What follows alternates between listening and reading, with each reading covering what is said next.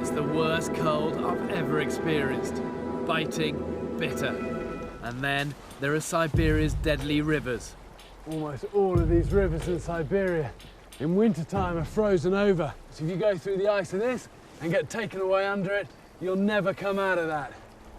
But what I can use are just these boulders. They're covered in snow and you can just hop and jump from one to the other to get across. One slip on these boulders and you're gonna get injured.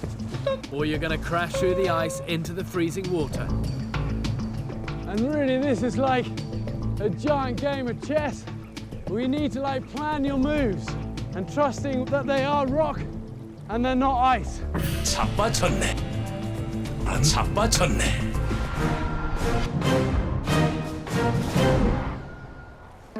I'm across the river and I'm on my way.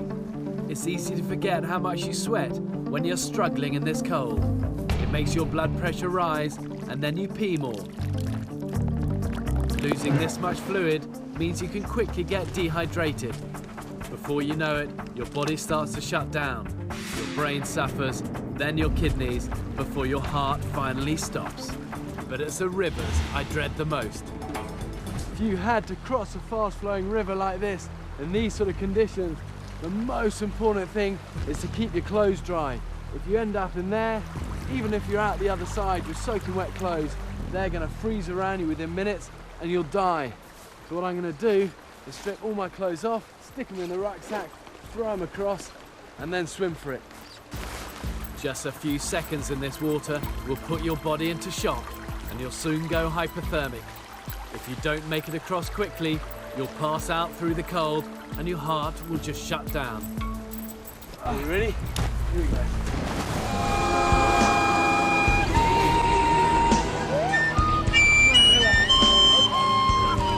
It's so cold, the camera has frozen up immediately.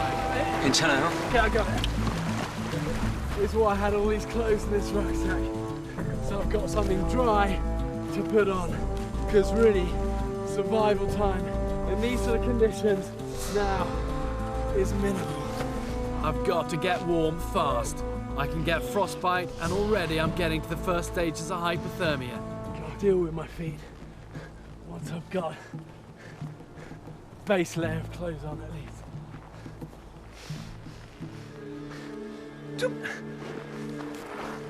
God, now my fingers are beginning to seize as well. And what happens when your fingers begin to go, you then just can't do anything. Can't put boots on, can't do laces up, can't open rucksacks, can't start fires. You've got to keep movement and feeling in your fingers. It is Arctic cold. I can see your hands there, you've got ice just over your fingers. Show the camera that. Just keep moving your fingers, all right? Make it a discipline, just keep moving them. And we're gonna run. And in 5 minutes, we'll all feel human. Let's go. Yeah, you see, it's an old line-up across the river. This is probably put here by hunters, but it's kind of irresistible not to have a little bit of fun with it. I'm going to use an old commando technique to get across. Sometimes you just get tired and lose your balance, and if that happens, you need to know how to get back on. And you want to swing your leg up, elbow over, arm over, leg up, and then arm down. Whew. And that's called a regain. And like so many things, this is more about good technique than just brute strength. 기술을 쓰다 걸려서 귀가 잘리고 이게 잘렸나? But this wire means that people should be nearby. The Tuvans have lived here for generations. All of this down below is a small Tuvan settlement. And these guys really are the masters of staying alive in this sort of sub-zero conditions. First of all, I've got to get down this cliff. It's a 150-foot drop. I could take the long way and walk around, but I'm going to do it the bare way, forward. And what I'm using here is a technique called a forward abseil. And it's a commando technique for building and testing confidence, because facing down is scary.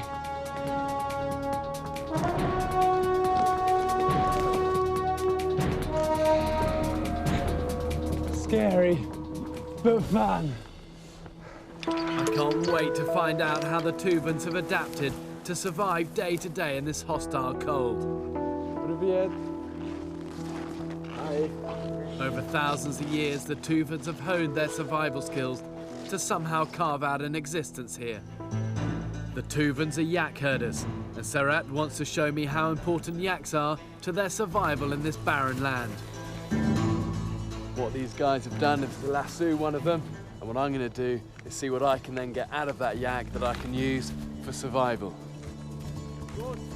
They don't kill yaks very often, but in the wintertime they'll do it to give them all of the meat and furs that they so depend on. As their lives depend on them, the Tuvans have enormous respect for their animals, and the kill is achieved in the most humane way that they know. And that really, in an emergency survival situation, is food and life. And really fresh blood like that is so rich in minerals, vitamins, energy, everything you need to survive. And so many nomads and tribes all around the world will drink the fresh blood from their animals as a source of energy and survival food. Sarat's left me to butcher the carcass the Tuvan way. The yak is one of the largest animals in these parts, renowned for its immensely thick coat, which keeps it warm, but you could use it too as clothing or bedding. Stick your finger over the end of the knife so you don't pierce the guts, and then just let it run up its belly. Whenever I've skinned animals before, I've rarely had to deal with the threat of frostbite too. In minus 25 degrees, it becomes another job altogether. You know, the knife is just, touch that with your bare skin, it will just stick to it. And it really becomes just a race against time before this carcass freezes and I freeze. The temperature hasn't risen above minus 25 all day, and every little effort is an ordeal. You know, I'm already starting to lose a feeling in my fingers. You know, the crew have just told me, hurry up!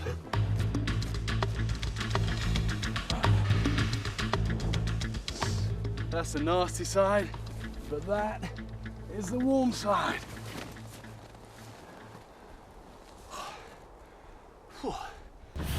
It's exhausting work, but you've got to keep going. The rewards will be worth the effort. I'm after the most protein-rich survival food I can get from this yak. Just like the Tuvans, it's a liver I want. It's packed full of nutrients.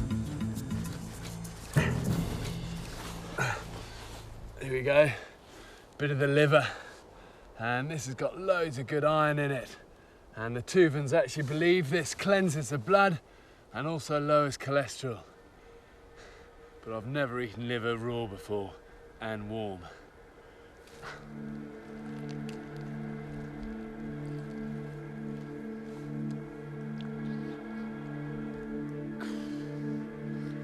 Well, it's nice to have something at least warm, but really kind of puts you off what's essentially delicious food, but survival food at its best. You know, it's an awful lot of effort to get to this, but this has got masses of good energy. But really, it's not quite my cup of tea. Right, the last thing I want off this carcass though is another thing the Tuvan said they often eat, which is the eyeball.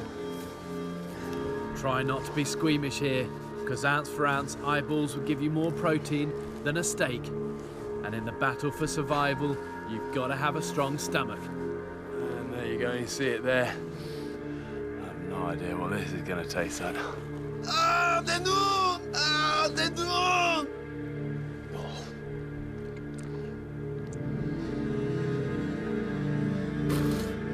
삼켜 꿀떡. 그렇지 꿀떡. Short answer or long answer? Short. Fluid, gristle, blood. I'm just going to get moving now. Okay.